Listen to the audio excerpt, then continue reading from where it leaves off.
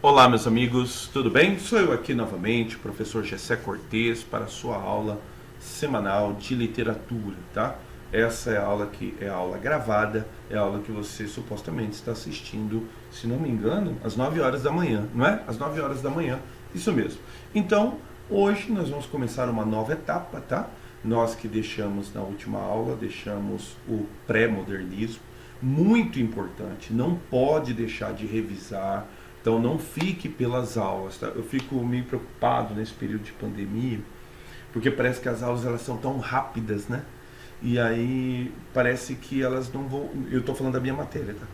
Que parece que elas não vão dando a devida importância. Eu não quero cumprir um currículo, entendeu? Eu quero melhor prepará-los para a prova que vocês vão enfrentar. E em se tratando, por exemplo, de uma prova que eu considero que vai ser muito decisiva esse ano, que é a prova do Enem, tá? Não pode deixar de revisar tudo que começa, tá? A partir do pré-modernismo. Normalmente as pessoas me perguntam, né? Já sei o que cai mais. É muito difícil falar sobre isso, né? Sobre prova do Enem. Mas uma coisa eu posso dizer, do trovadorismo até simbolismo é uma questão, mano, na vida e na morte, entendeu? Mas, é uma questão. Lá Deus uma questão, às vezes, sobre o Parnasani. Lá Deus uma questão, às vezes, sobre o Barroco. Lá Deus uma questão, uma vez, sobre o quinhentismo. Então a gente estuda por quê? Porque a gente tem que se preparar mesmo e é isso aí mesmo, entendeu? Mas a incidência é bem menor, tá? Agora, a partir do pré-modernismo, aí o negócio começa a cair de cascata, tá? Então, pré-modernismo, vanguardas europeias. Hoje em dia, né, o Enem tem se preocupado também com as questões da literatura feita fora do Brasil. Aí a gente já começa já observando talvez um dos grandes nomes, né, um dos grandes nomes após Camões, né, o Fernando Pessoa, tá? Então a gente vai ter esse momento aqui no nosso cursinho, tá bom? Que a gente vai falar sobre Fernando Pessoa. Pois bem, então hoje aqui um movimento e que o Enem é apaixonado, o Enem gosta muito, que são as vanguardas europeias. Alguns professores chamam de ismos, os estudos dos ismos. Eu não gosto muito disso, tem, porque daí já começa a entrar, né, iluminismo, essas coisas, não, aí começa a confundir na cabeça da criança, né, a cabeça do adolescente.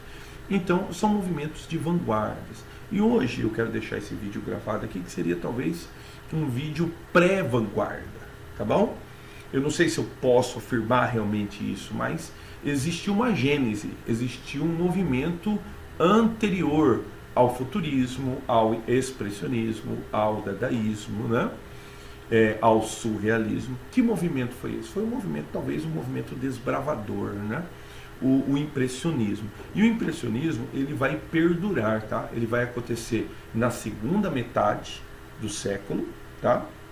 Do século XIX, e ele perdura, cara, ele entra no século XX e ele ganha uma roupagem chamada de neo-impressionismo. Então, por isso, importante abrir aqui com o impressionismo. Então, vamos recordar algumas coisas? Vamos recordar algumas coisas a respeito do impressionismo, tá? Então, vamos lá? Primeiro, o nascimento do movimento, tá? Então, há muitas histórias em torno, mas sempre é importante dizer, a história do movimento impressionista é feita de uma sucessão de encontros entre diferentes artistas à procura de sua independência artística na segunda metade do século XIX. Os principais nomes desse movimento, né, que participaram deste movimento foi Claude Monet, Edouard Manet, Alfred Sisley, Pierre-Auguste Renoir e Paul Cézanne, tá? Tá, e a gente tem também Camille Pissarro, tá bom? Tinham todos eles algo em comum que os aproximou. Eles buscavam escapar dos códigos restritos fixados pela Academia Real de Pintura e da Escultura da época. E este será o movimento pelo qual decidirão trabalhar em ateliês privados para poder pintar à sua maneira e com toda, né, e em toda liberdade. O espírito do impressionismo é de alguma forma resumido em uma frase dita por Manet. Aí o francês, né, que o meu francês não está em dia, tá bom? E a tradução: eu pinto aquilo que eu vejo e não aquilo que para os outros é agradável ver, tá? Então, aí o movimento, né, ocorre, aí tem um filminho no YouTube, importante colocar, tá? O filme é Impressionismo, tá bom? E ele vai contar a história do Monet. Eu ainda não tive a oportunidade de assistir, eu vi o começo dele, achei interessantíssimo. Então eu recomendo para você, é só digitar lá no YouTube, Impressionismo. Aí vai ter o filme, é uma duração de 1h30, uma coisa assim. Começa com o Monet, né, lá na sua propriedade. Nessa propriedade ela pode ser visitada. É a propriedade onde ele pintou a maioria dos temas sobre os jardins, tá bom? Essa propriedade é uma propriedade aberta à visita. Você pode ir lá e visitar os jardins que o Monet plantava os jardins e também pintava os jardins, tá? Pois bem, então o movimento ele começa com a tentativa da ruptura, tá? Com o academicismo. O academicismo que dizia, por exemplo, que eram regras, falar de regra rígida é meio diplomático, né? Mas eram regras estabelecidas pela Academia Real de Pintura, em que, por exemplo, as cores elas não poderiam ser muito vivas, não poderiam ser muito chamativas e, claro, tinha a perspectiva da linha, né?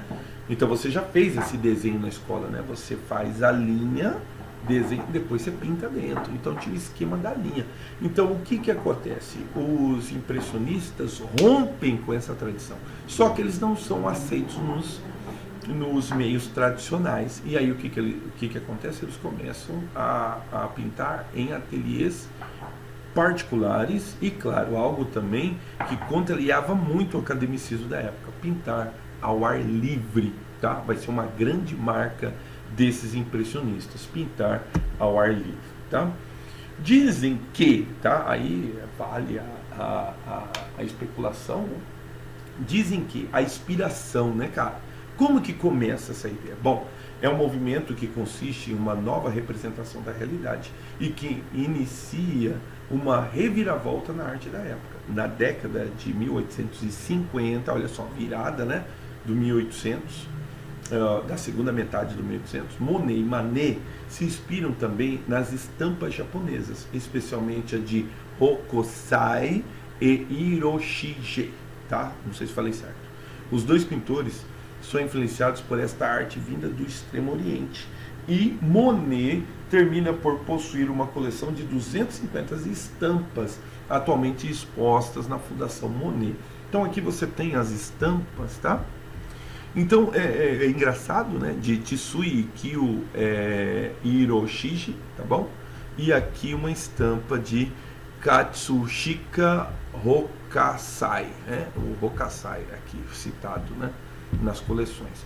Então a gente pode dizer que o pai do impressionismo ela vem do Oriente, né? Então uma inspiração de estampas que o Monet inclusive acaba adquirindo, né? E aí agora elas estão em exposição na Fundação Monet, né? Você pode visitar. Então eu coloquei aqui 2 estampas, fiquei curioso também, né? Porque essas aulas elas não acontecem assim do nada, né? Eu acordei agora, vou dar aula. Não, a aula ela é uma constante pesquisa, né, cara? Aí eu pesquisei essa parte aqui, achei interessantíssimo, né, cara? Então as estampas em que Monet se inspirou para a sua obra, tá? Pois bem, mas daí o que acontece? Em seguida, quando esse grupo de amigos se reúne e tal, fala, não, vamos propor essa arte, uma arte nova, vamos propor essa maneira nossa de fazer. Composto especialmente por Monet, Manet e Renoir, tá? Eles decidem se encontrar em Argenteuil. Argenteuil é uma região próxima à França ali, tá bom? Cidade que viria a ser considerado o centro do movimento impressionista na década de 1870. O movimento, propriamente dito, já havia nascido. Então, em 1970 ele já nasce. Eu tenho vários quadros pintados lá a gente pode dizer que é uma cidadezinha próxima à França, tá? Então é Argenteuil, tá bom? Claude Monet, a ponte de Argenteuil. Você vê aí todos os aspectos, né, desse impressionismo, né? Então essa imagem turva, essa imagem que se você se aproxima, você só vê borrões, né? À medida que você se afasta, você consegue ver a imagem e quem sabe até um movimento da imagem, tá? Muito bem. Bom, aí todos é sabido, né, as reações e as críticas a esse movimento, tá? face às repetidas recusas dos salões oficiais e às críticas acerbadas, né, cara, da imprensa e do público em relação aos trabalhos expostos na primeira exposição das obras não admitidas, né, na década de 1860, todo mundo sabe dessa história, né, cara? Eles foram lá expor a obra deles, eles foram impedidos, né? O grupo de impressionistas decide criar suas próprias exposições, sendo a primeira organizada com a ajuda do fotógrafo Nader, não sei falar o nome do cara. No entanto, o sucesso não estaria garantido. O público aceita com dificuldade essa forma de pintura, porque é novo, cara. Por isso o precursor, tá? O impressionismo vai ser o precursor nas artes plásticas, desses movimentos, tá?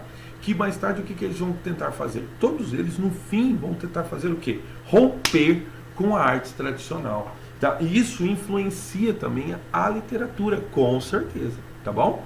O público aceita com dificuldade essa forma de pintura, muito nova e distante das referências clássicas.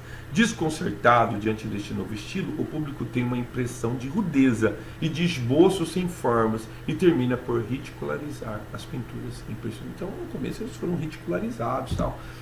E aí eu tenho a considerada a primeira tela impressionista, tá? Diz lá, a primeira tela considerada como representativa do movimento é a pintura de Claude Monet, intitulada Impression. O francês não entendia, tá? Impressão nascer do sol. Notem que não é a imagem do nascer do sol, não é a retratar o nascer do sol. Até porque daqui a algum tempo a gente vai ter o quê? A fotografia, tudo isso daí vai perder a razão de ser. Então pintar um quadro de uma imagem fiel como ela é, vai perder a razão de ser. Por quê? Porque já vão inventar a fotografia. E aí, como é que vai fazer? Então, a pintura ela vai se dedicar ao quê? Não mais a pintar a imagem, mas uma impressão da imagem. Uma impressão que a gente, se você concorda, a gente pode participar dessa imagem. Então, a gente pode ver as coisas. Cada um vê uma coisa a mais que o outro. Então, eu não sei vocês, mas eu posso ficar olhando para esse quadro o dia todo, tá? Então, é impressão Nascer do Sol de Claude Monet, tá? Muito bem, perdão aí, tá? Que eu já dei primeiro tempo, né? Já dei o primeiro tempo, já tô cansado já. Falei mais que o homem da cobra. Inclusive eu dei aquela aula do sermão do bom ladrão. Pensa a cabeça da molecada. A cabeça da molecada ficou doida, né? Pessoal do primeiro ano. Mas tudo bem. Bom, aí é importante dizer, né, que Louis Leroy, né, um crítico de arte, retomará a palavra impressão, mas para num sentido pejorativo, tá? Dar nome ao movimento. Por isso que o movimento foi chamado de impressionismo. Isso aí são os impressionistas, tá? Eles querem causar impressão, considerando a obra como algo inacabado, uma simples impressão, longe de qualquer realismo. Esse que era o problema. A obra, ela não mostrava a imagem como eles estavam acostumados. Ela rompia com essa tradição realista, tá? Conta-se como anedota que o grupo de pintores assume o nome de impressionistas após a crítica virulenta de seus detratores. Então, são os impressionistas. Então, isso é o que nós somos impressionistas. No entanto, os impressionistas também são apoiados por escritores, especialmente Émile Zola. Aí, ó, Émile Zola, que era amigo de infância de Paul Cézanne, tá? Queria publicar artigos a fim de defender o movimento, o qual ele chamará ele conhecerá com a ajuda do seu amigo de infância, Paul Cézanne. Ele escreverá, por exemplo, na edição do Evenement, né, Evenement, de 30 de abril de 1866, aí meu francês não está em dia, mas traduzindo, eu escrevo esses artigos justamente para exigir que os artistas que serão, sem dúvida, os mestres do amanhã, não sejam hoje perseguidos, tá? Então, eram perseguidos? Eram ridicularizados? Eram, mas eles prosseguiam com a sua arte. E aí, cara, aparece Durand Ruel, tá? Esse nome não pode ser desassociado do impressionismo. Por quê? Porque é um marchand. E daí o que ele faz? Ele não só promove, como também incentiva, né? Isso mesmo, incentiva com a promoção desses artistas, né? Levando, por exemplo, até Londres, levando, por exemplo, até Nova York, tá? O papel exercido por Duran Ruel no desenvolvimento do estilo impressionista é incontestável, tá? É certamente graças a ele que o movimento obtém reconhecimento e sucesso, tá? Bom, Monet conhece o marchand de artes e galeristas, né, Paul Duran Ruel, em Londres, e este se interessa pelas telas do pintor, comprando em seguida diferentes quadros de vários impressionistas e, sendo assim, de uma grande ajuda financeira para o grupo de artistas. Por meio das exposições de Duran Ruel, fará em Londres, mas sobretudo em Nova York, em 1886. Alguns exemplos de telas expostas em Nova York nesta época são Works on Oil e Pastel by the Impressionists of Paris, né, os impressionistas de Paris. Os impressionistas vão progressivamente ser reconhecidos pelo público e seus pintores serão apreciados pelo seu justo valor, tá? E aí, cara, é bom citar, o neoimpressionismo terminará por seguir os passos do impressionismo e de seus artistas independentes, marcando uma nova etapa da arte. Aí, o advento da vanguarda europeia. Então, houve uma gênese. Qual que é a gênese? Todo desencadear em torno do impressionismo. O desencadear nas artes plásticas do impressionismo, por exemplo, vai fazer com que, né, esse realismo, né, esse mais tarde esse simbolismo, que talvez seja a representação literária desse impressionismo, se consolide. E daí, claro, mais tarde dando voz ou dando forma aos movimentos que seguirão, né? Impressionismo, aí você tem uma impressão, né, daquilo, da imagem, então você tem que ver a imagem de longe, então é algo mais ou menos de fora para dentro, né, que vai dar origem, por exemplo, a um movimento depois chamado de expressionista, que daí vai ser um movimento externo, né, de dentro para fora, né, e aí toda essa beleza do impressionismo, aí ele vai ser colocado, né, dentro da sua realidade talvez mais obscura, né? Então vai mostrar, né? E um dos camaradas que tem tanto a sua vertente impressionista quanto a sua vertente expressionista vai ser Van Gogh, tá? Então Van Gogh também vai ter sua vertente impressionista e depois mais tarde vai evoluir para uma vertente expressionista, tá? Aí mais tarde a gente fala mais sobre Van Gogh, tá bom? Muito bem, então aí vai abrir caminho para o neo-impressionismo, tá bom? Principais características, é importante dizer que o Enem se serviu desses elementos aqui, tá? No final da aula eu quero mostrar para você como que o Enem se serve desses elementos, tá? Então vamos lá? Jogo de cores justapostas e os toques de luz, tá? Os impressionistas partem do princípio de não misturar as cores, a cor, ou melhor, a cor sendo vendida em bisnaga é algo novo, tá? Então as cores estavam sendo vendidas em bisnaga. Ao invés de colocar a bisnaga na tela, né?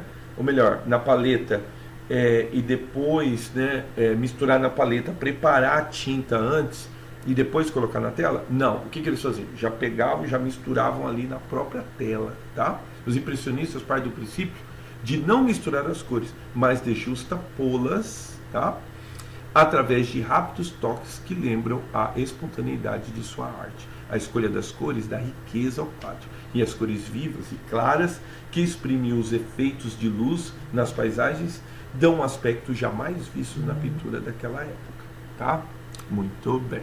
Quanto mais visíveis os efeitos do movimento das paisagens, mais perturbadora é a visão da natureza. Fala-se de vibração, é um movimento, tá? Um jogo de reflexos e de luzes, tá bom? Muito bem. Alguns artistas serão levados a pintar a mesma paisagem em diferentes momentos do dia e em diferentes estações do ano, para assim poderem brincar com a mudança de cores. Também há uma discussão filosófica na época, né? O que é a cor? A cor é luz? O que é a cor? A cor é pigmento? Então há uma discussão. Então aí o que acontece? Os impressionistas, eles inovam no sentido que eles, primeiro, já é uma inovação pintar o ar livre, isso era inconcebível, tá?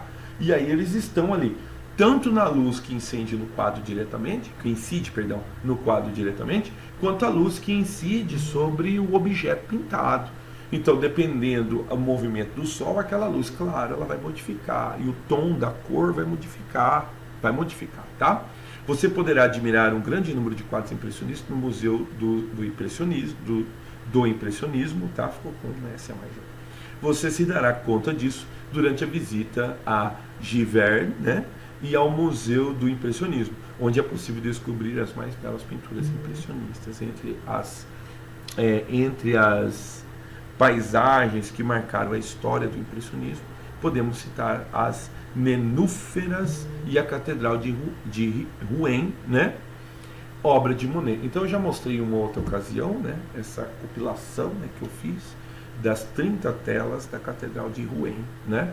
Então o Monet faz a pintura da catedral em diferentes momentos do dia e você vê que em diferentes momentos, né, ela tem um tom de cor diferente. Aqui eu tenho uma brincadeira, é claro, né, uma fotografia, né, colocada aqui junto, tá?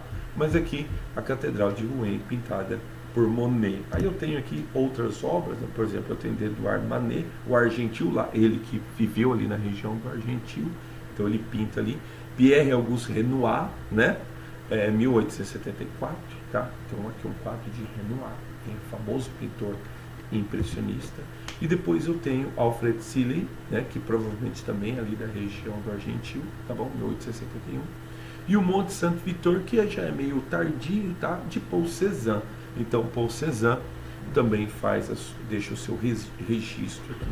Então eu tenho aqui um exemplo da obra de Edouard Manet e de Renoir, e aqui um exemplo da obra de Alfred Sisley e de Paul Cézanne. Tá? Eu tenho um livro sobre Cézanne, mas não está aqui, tá lá no box. Eu não sei se eu compartilhei com vocês. Eu mudei, tem um ano para esse apartamento já, mas ainda não consegui ainda pensar, né, numa estante, um lugar para colocar os meus livros e tal. Isso me perturba, porque eles estão lá guardados longe de mim, né? Eu tenho alguns ali que eu separei, mas eles estão longe de mim. Eu tô, né, e envolve grana, né? Eu não sei se aconteceu isso com você, porque eu descapitalizei, né, nessa pandemia, fiquei descapitalizado, né? E agora, né, parece que o negócio está tomando forma de novo e eu vou começar a mexer isso daí para organizar os meus livros aqui. Mas tudo bem, vamos lá então, continua então. Bom, e aí, cara, esse movimento impressionista, ele vai ser o precursor, tá? De movimentos, e claro, eu vou fazer um movimento que está, eu vou falar de um movimento que está diretamente ligado, tá? Que é o neo-impressionismo, tá bom? Então eu tenho aqui o neo-impressionismo, chamado também de anti-realismo, chamado também de anti-idealismo, tá? Muito bem. Então eu vou falar a respeito do pontilhismo, do divisionismo, tá bom? Trajetórias pós-impressionistas entre o sonho e a realidade, a estética simbolista, tá? A Arte Nouveau, que é uma arte nova, tá? E as tendências do fim do século das artes brasileiras que copiaram, né, esse padrão impressionista. Tá, primeiro o pontilhismo, não preciso te dizer, você já está vendo ali que a imagem ela é feita com pontos, cara. Então são pontos como pictures, né? Então se você chegar bem perto do seu computador, ou melhor, bem perto da sua TV de plasma, né, aquela lá de 75 polegadas que você tem na sua casa, o que você vai ver? Né? Você vai ver os pontos, os pictures. Então aqui eu tenho pontilhismo. Claro, ninguém estava pensando, no futuro as TVs vão ser assim, tal. Não, ninguém estava pensando nisso. Mas é uma maneira de retratar e uma maneira também de tirar de circulação, vamos dizer assim, aquela linha delineadora, né? Delimitatória que os objetos, que o academicismo, que a pintura clássica propunha.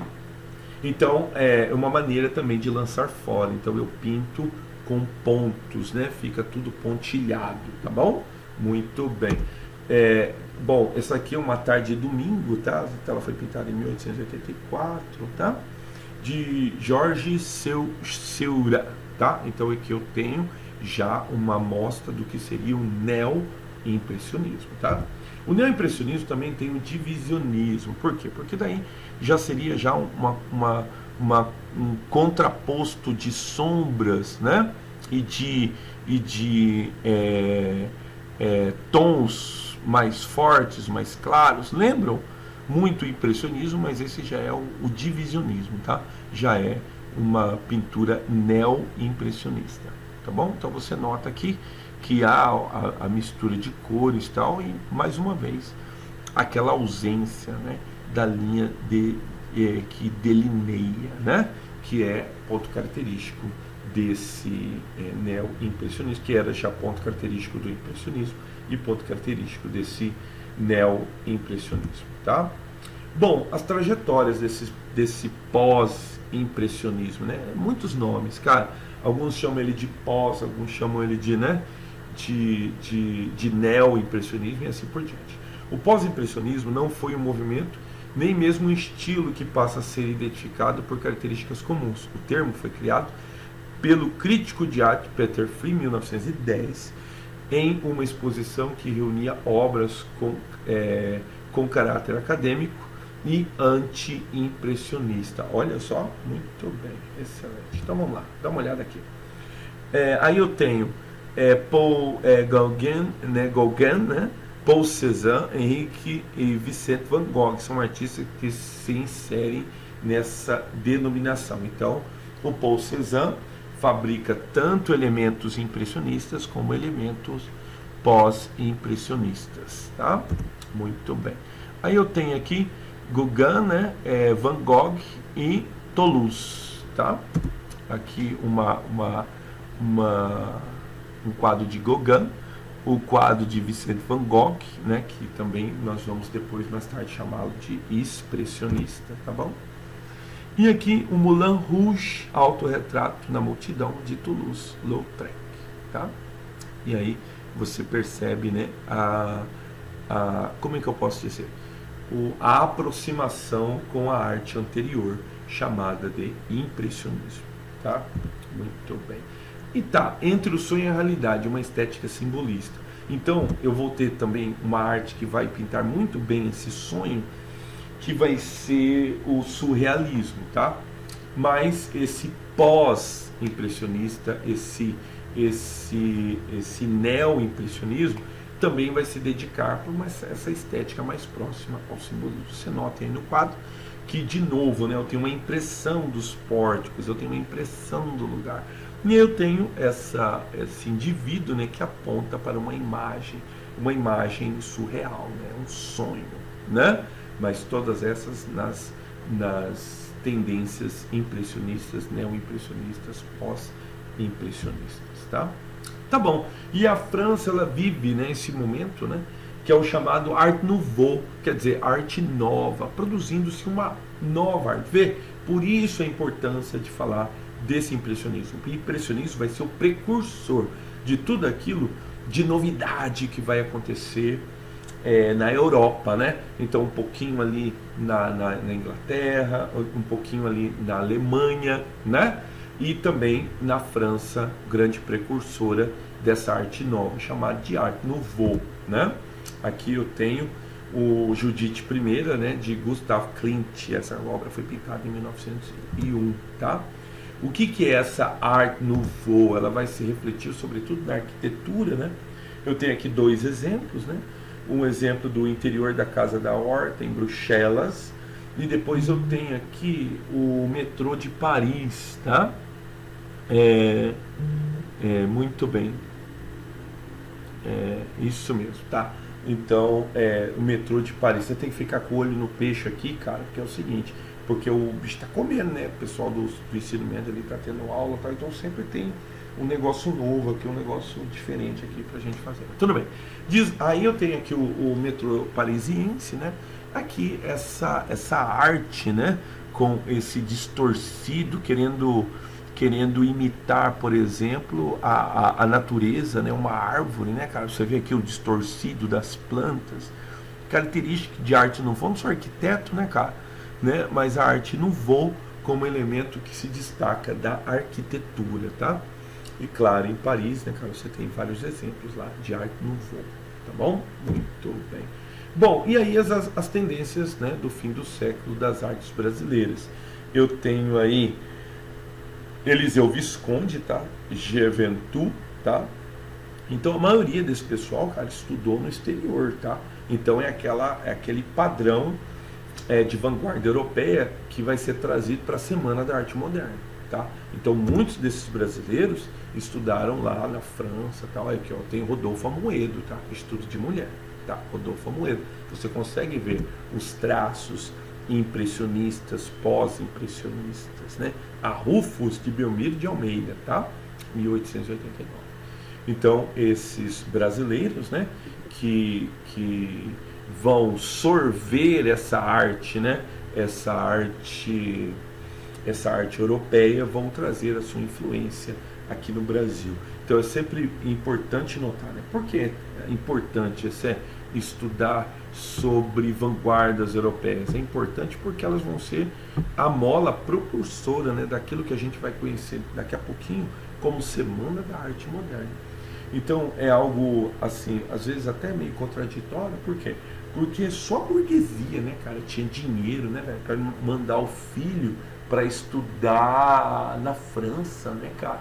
Aí o moleque ia estudar na França e tal, ele tinha contato lá com essa arte impressionista, essa arte pós-impressionista. E depois, claro, todos os vanguardistas que vão desencadear o futurismo, o dadaísmo, né? O surrealismo, né? E aí os brasileiros trazem essa influência, né? Então você lembra, né, que Anita Malfatti era uma dessas. Anita Malfatti estuda, elogiada, né, na Europa, né, pela sua arte, traz a arte ao Brasil. E aí ela é malhada, né, cara, pelo Monteiro Lobato. A gente vai falar com mais calma a respeito disso quando falarmos a respeito desse estilo, né, que Anita Malfatti traz, né, que é uma mescla, né, de tantas influências que teve ali na Europa. Então, vários desses movimentos tiveram um elemento precursor. Qual que foi o elemento precursor? O impressionismo. O impressionismo que depois vai se desencadear em movimentos do nome pós-impressionismo. Levam vários nomes, mas no final é essa mesma denotação, né? O neo-impressionismo e assim por diante, tá? Me acompanha aqui, porque, claro, eu tenho o famosíssimo exercício, né, cara? Esse Enem aqui foi o Enem de 2010, tá? Eu trago aqui, inclusive, aqui nem digitei, só fiz o Ctrl+C, Ctrl+V, me acompanha aqui, da questão do Enem. Em busca de maior naturalismo em suas obras, né? Interessante, né, cara? E mais tarde ele vai chamá-lo de antirrealismo, né? Por quê? Porque esse realismo vai ser algo que vai ser uma impressão da realidade. Notem aqui o quadro, né? O quadro de representação impressionista, né? Onde eu tenho aqui, você consegue ver, né, cara, o movimento do vento, né? Então tem a criança ali logo mais ao fundo, tem a sombra, né, e a menina com o guarda-chuva, melhor, com a sombrinha, né? Em busca de maior naturalismo em suas obras e fundamentando-se em novo conceito estético, Monet, Degas, Renoir e outros artistas passaram a explorar novas formas de composição artísticas, que resultaram no estilo denominado impressionismo. Agora, olha o que o Enem vai fazer. Observadores atentos da natureza, esses artistas passaram a... Então vamos lá? Faz comigo aqui. Retratar em suas obras as cores que idealizavam de acordo com o reflexo da luz solar nos objetos. Essa é boa, né, cara? Então veja bem, olha só, a pergunta é: os observadores atentos da natureza, esses artistas passaram a retratar em suas obras as cores que idealizavam, agora, de acordo com o reflexo. Agora, algum problema com esse idealizavam, tá? Porque na verdade a ideia era mostrar, não de forma ideal, mas mostrar assim, o puro reflexo, tá? Então provavelmente o erro da questão está nessa palavra idealizar, porque daí ela generaliza como algo assim, eles querem mostrar algo, o que de melhor, né? Ou algo parecido. Mas na verdade não é esse o objetivo. Na verdade é mostrar sim o reflexo dessas cores, mas não de forma idealizada, não de forma ideal. Tanto é que a gente tem essa sensação de movimento, tá? Usar mais a cor preta, fazendo contornos nítidos que melhor definam as imagens e as cores do objeto retratado, completamente o contrário. Então você tem aqui um exemplo de uma questão Enem, né, cara? Então, pessoal que elabora esse Enem, né, cara, que durante muito tempo foi pessoal da UNB, né, pessoal ligado à UNB. Então eles têm esse estilo, né, que eles fazem duas questões que são uma parecida com a outra, que elas parecem ser as corretas. Por quê? Porque se você chuta na letra A, o camarada fala assim, mas ele quase, né, ele chutou, mas ele se enganou por causa de uma palavrinha que a gente sacaneou ele aqui e tal. Diz a lenda, tá, porque eu nunca conheci esse processo de perto, tá bom? Diz a lenda que eles conseguem avaliar, né? Conseguir dar uma mensura. Não, ele chutou numa que é ridícula, então ele está chutando, então pau na moleira dele. Não, ele chutou em uma que é próxima ali e tal, então ele deu uma errada mal menos, a gente dá uma porcentagem para ele. Por que eu digo que eu nunca consegui entender? Porque eu não sei se eu compartilhei isso com vocês. Eu, durante 3 anos, eu fiz parte do grupo, né, cara, de correção do Enem, né, cara. Até me esqueci os anos que foram, cara. Eu acho que foi o quê? Acho que foi 2012, 2013? Não, foi 2011, 2012, 2013. Acho que foi. Ou 2010, não, 2011. Foi 2011, certeza. 2011, 2012, 2013, né? Então, aqueles dezembros, né, cara? Eu fiquei sem vida, né, cara? Eu não sei se você sabe como é que funciona, mas deixa a gente sem vida, né, velho? Então era algo assim, eram 50, porque você não pega papel, não sei se você sabe. Você pega, vem para você pacotes em PDF com essas provas, tá? Então, ele vem um pacote de manhã. Se de manhã você já consegue corrigir, na verdade ele manda 3 pacotes, independente se você conseguir corrigir ou não conseguir corrigir. Mas se você consegue corrigir, conseguir dar a devolutiva de manhã, à tarde e à noite, quando é de madrugada eles mandam mais um, entendeu? Então eu conseguia receber algo em torno de 4 pacotes, cara, por dia. 4 pacotes de 50 redações. Você tá ligado o que é isso? São 200 redações corrigidas por dia, irmão. 200 por dia, aí o que acontece? Você não tem vida. Então, o que demora? Demora uma semana? Acho que é isso. Uma semana, 15 dias. Você não tem vida, irmão. Você fica recluso. Então, é legal porque é final do ano, então as aulas praticamente todas já encerraram. Então aí você fica recluso, irmão. Ficava recluso numa sala e num quarto, né, cara? E dele corrigir. A grana era boa. A grana em 2012 que eu recebi referente a 2011 foi muito boa. A grana em 2012 já foi menos. Quando 2013 diminuiu demais. E 2014 já diminuiu mais ainda. Eu falei, então larga a mão, então abandona. Não vale o trampo, né? Aí eu abandonei. Por que eu tô te contando isso? Porque eu pude experimentar de perto, né, cara? Então eu pude entender muita coisa do Enem, né? Por quê? Porque eu fiz parte do grupo. Então, muita coisa vinha para nós, né? Então, é sempre importante dizer, né, que o Enem, ele teve, e eu não sei ainda se esse novo governo vai conseguir tirar isso daí, mas ele sempre teve um aspecto paternalista, cara. Então o Enem sempre deu uma passada de mão, entendeu? Diferente dos vestibulares, do qual eu comecei como professor, né? O FMS, né? Hoje é nítido você ver isso daí, tá? Por exemplo, uma redação que você faz do Enem, que você tira 900, você pode apresentar a mesma redação no FMS, bom, só se ela estiver muito boa mesmo, entendeu? Mas a média normalmente é essa. Você faz uma redação, né? Você tira, esse ano eu tirei 900 no Enem, tirei, né, 950. Vai fazer, você, o mesmo personagem, vai lá escrever uma redação da UFMS, tira 750, entendeu? Tira 700, porque o pessoal é mais incisivo. É assim que eu vi, assim eu sofri os 3 anos que corrigi provas do Enem, tá? Por que eu estou dizendo isso? Porque o UNB tem, cara, os seus sistemas e tal, e aqui você vê nitidamente.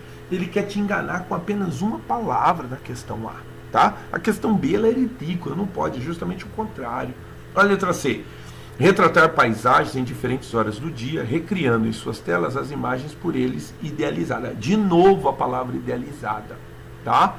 Então, neste caso aqui, coincide, tá? Na letra C é verdade, muita prática desse impressionismo era feita durante várias horas diferentes do dia, mas elas não eram imagens idealizadas. Então a palavra sugestão, a palavra impressão substitui essa palavra idealizada. Qual que vai ser a alternativa correta? Por pasme você, olha a letra D. Observadores atentos da natureza, esses artistas passaram a usar pinceladas rápidas de cores puras e dissociadas diretamente na paleta, sem misturá-la antes na própria paleta. Então o que eles fazem? Já colocam direto na tela. Essa é a alternativa correta. Fechou? Então isso daí causou muita discussão na época, pessoal bravo com o Enem e tal, mas o Enem se serviu de algo que eu falei ali no início da aula, certo? A técnica utilizada. Agora, se esse aluno de ensino médio está tendo aula sobre técnica de pintura, isso é outro departamento, irmão. Mas assim que o Enem procedeu, tá? Ele procedeu fazendo menção a uma técnica, como o Enem já usou, por exemplo, técnica de teatro nas suas questões. Então a gente vai conversar mais a respeito disso, tá bom? Tá bom, olha a última aí. Usar as sombras em tons de cinza e preto e com efeitos esfumaçados, tal como eram realizados no Renascimento. Tem nada a ver com o Renascimento, tá bom? Talvez a primeira parte da questão correta, mas depois, tal qual usado no Renascimento, tem nada a ver, tá bom? Por isso que a resposta correta é a letra D, tá bom? Meus amigos, espero que vocês tenham gostado, tá? Essa foi a minha contribuição para hoje, tá bom? Então, daqui a pouquinho nós estaremos juntos na nossa aula, né? No nosso momento semanal juntos, tá bom? Um abraço e vamos dar continuidade falando a respeito das vanguardas europeias. Um abraço e até daqui a pouquinho.